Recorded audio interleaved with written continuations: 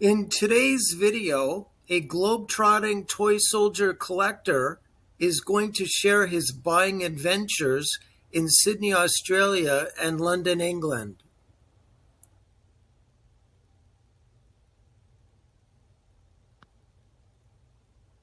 My name is Mark Silverthorn, and I'm the social media chairman of the Ontario Model Soldier Society. We have a very special guest today.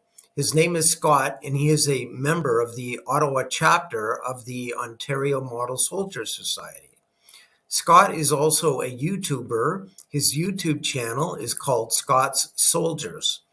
Today's video is part 2 of the Globetrotting Toy Soldier Collector.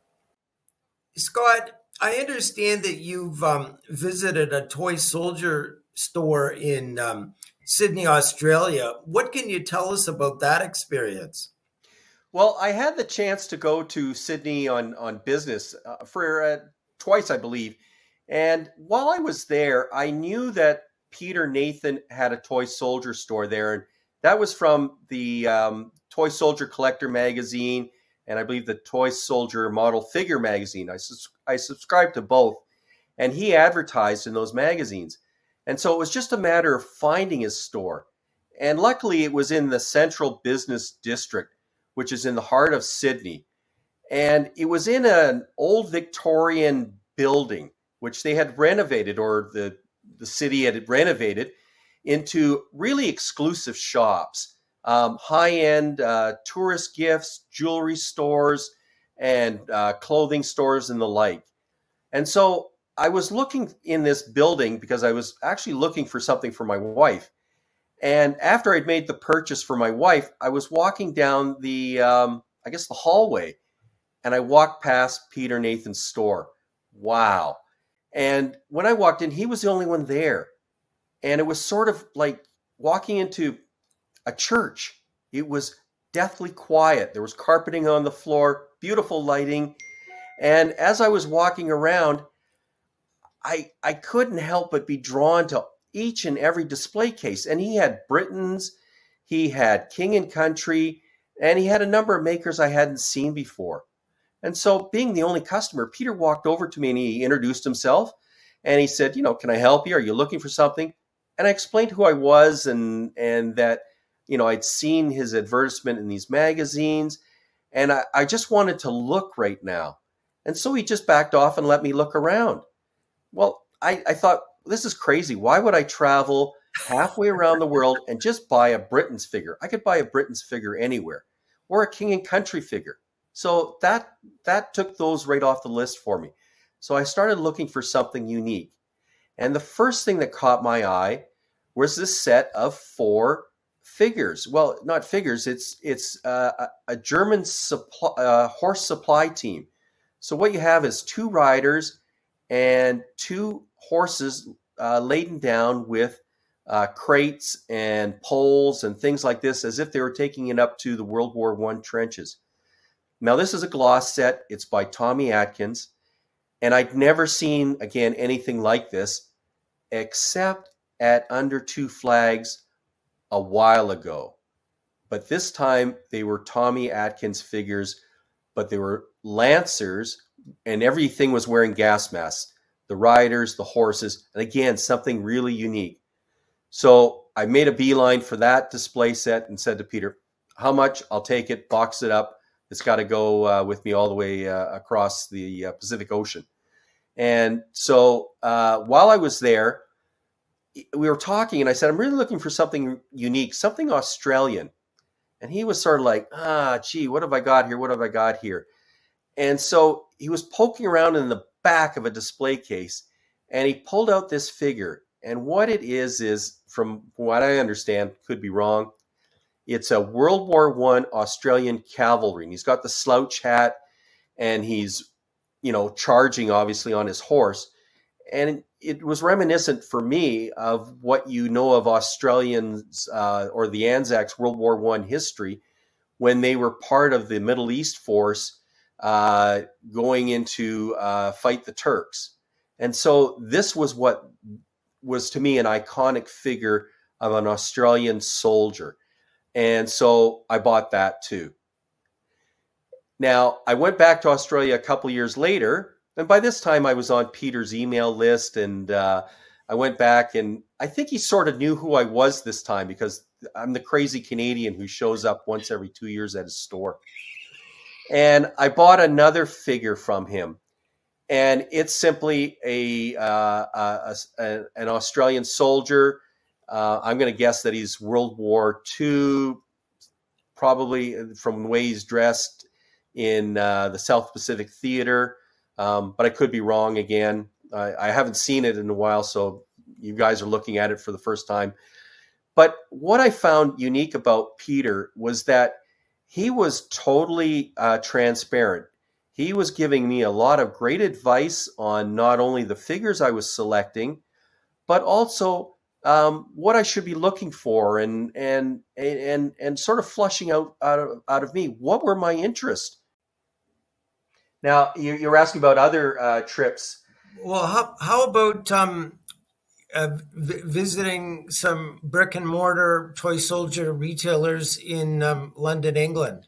Yeah, London's a place that I've gone back to lots of times through work, and also on holidays. And once I started collecting the King and Country, then it was like, well, if I'm in London, shouldn't I be looking for the same thing here? And this is sort of pre-internet days, or as the internet was evolving. And so I found places like Under Two Flags. Now, Under Two Flags was a really interesting store. It was off Oxford Street in a little alleyway, St. Christopher's Place. And I had a actual map that I printed out of where it was. And I was walking up and down Oxford Street trying to find this. It would turn out to be an alley, but I thought it would be a street. And I kept walking past it, and I was getting frustrated because I thought, who's wrong here, the map or me? And so I ended up grabbing somebody as they were walking by, which is never a good idea in London because people are busy. It was on a weekday. And I said, I'm trying to find this St. Christopher's. And this person sort of took their hand and they literally pointed and said, it's right there. It was no bigger. You couldn't get two people walking side by side through this alley. So you can imagine one person with a whole bunch of bags. You'd have to wait till they made it out of the alley before you could go through it. Once you walked into it, it was something out of a Harry Potter movie. Little alleyway, brick on either side of you as you walk through, and then suddenly it opened into St. Christopher's Place, which was a bunch of these little shops. And there was Under Two Flags. And it really was something out of Dickens. And it was run by, at the time, the son of the original owner. And first of all, I looked into the store window. I love store windows. And when they do them right, you know you're going to be walking through the door. And I walked in, and it was a small, tiny little shop. And if you've been into the tradition of London that used to be in Mayfair, it was about half the size of that.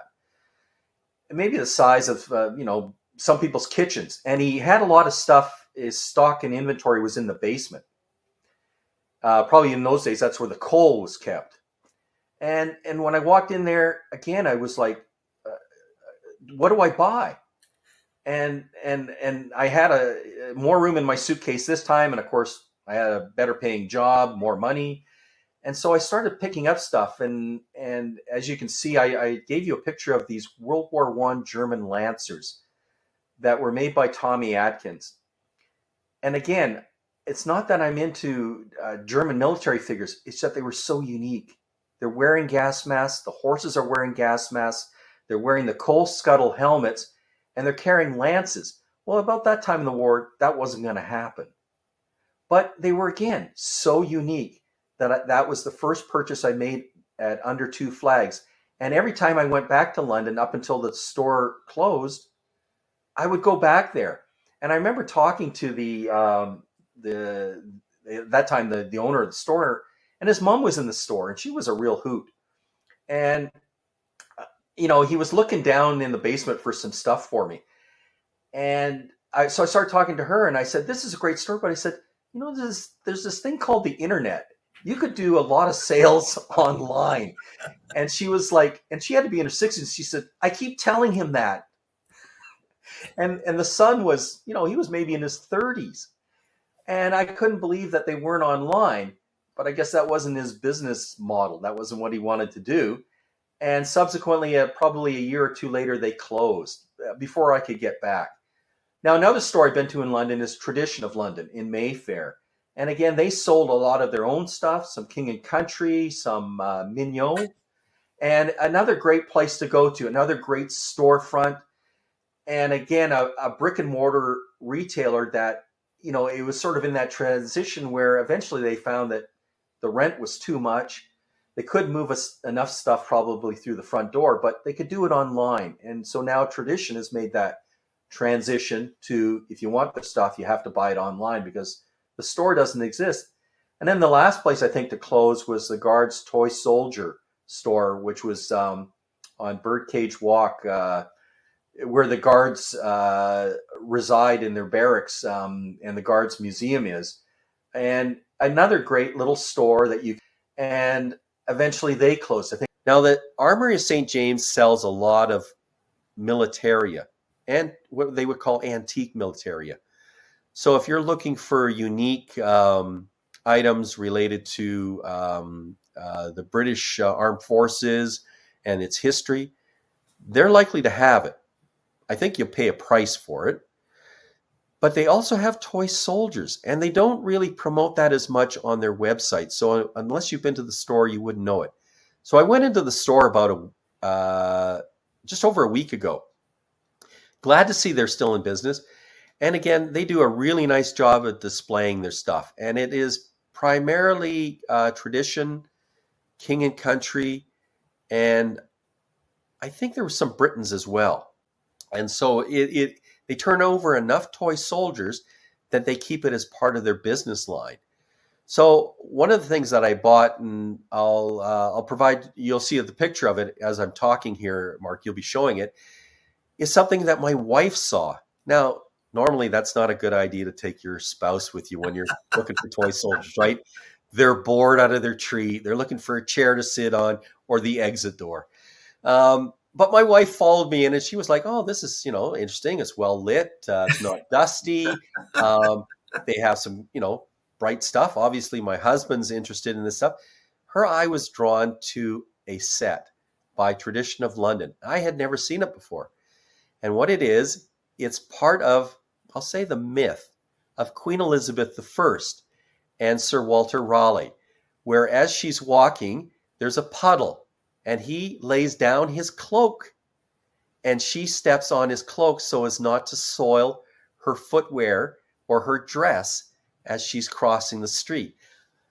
I had never seen that before. I was like, now why would I collect that? I don't collect personality figures. I'm not even interested in an Elizabethan era. Scott, that's why I don't take my wife with me when I go in these stores. But she liked it.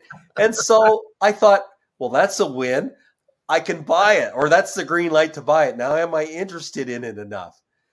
Well, I thought it's a unique figure, and sometimes I pick up stuff that's unique to me, at least. And so I bought the set, and as you're showing it, you'll see sort of maybe what was attracted to me about it.